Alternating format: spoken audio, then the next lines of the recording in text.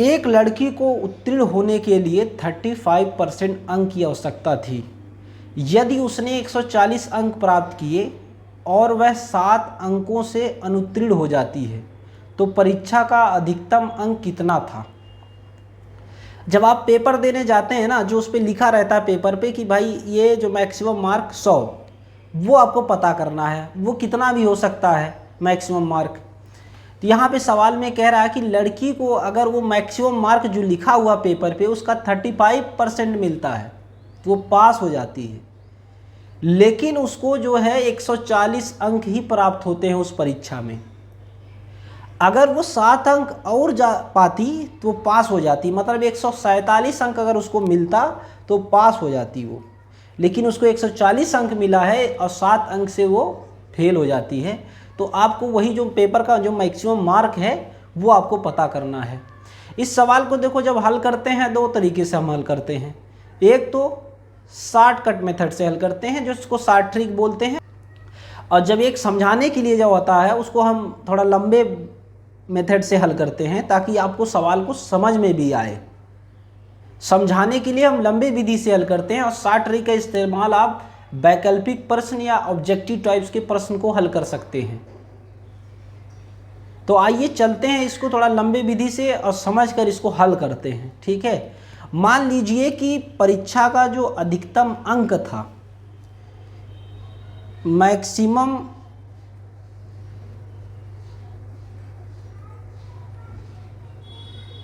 Mark, जो परीक्षा का मैक्सिमम मार्क था वो था आपका x। ठीक है, x का जब 35% इसको मिलता है तो वो पास हो जाती है। ठीक, x का 35% निकाल लें, 35/100, 5 7 35, 5 दूना 10, ये आपका आ गया 7x/20। इतना अगर अंक लड़की को मिलता है तो वो पास हो जाती है।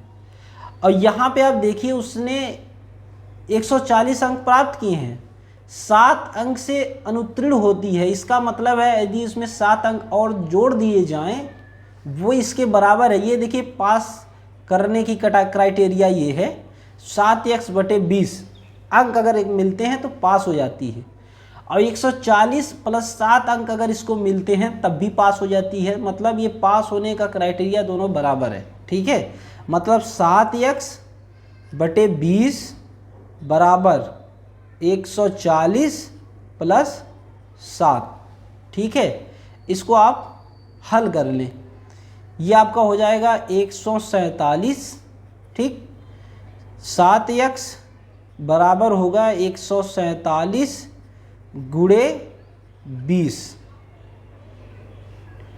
x बराबर होगा आपका 147 गुणे 20/7 बराबर, इसको आप हल कर लें। देखिए 7 दूना 14, 7 एकन्ने 7, 21 गुणे 20, ये आपका कितना आएगा, 2 दूना 4, 410 अंक।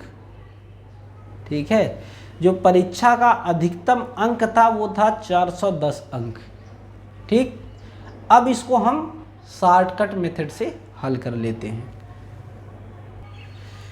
यहाँ पे आप मान लीजिए कि देखिए ये x है, ये y है, ये z है।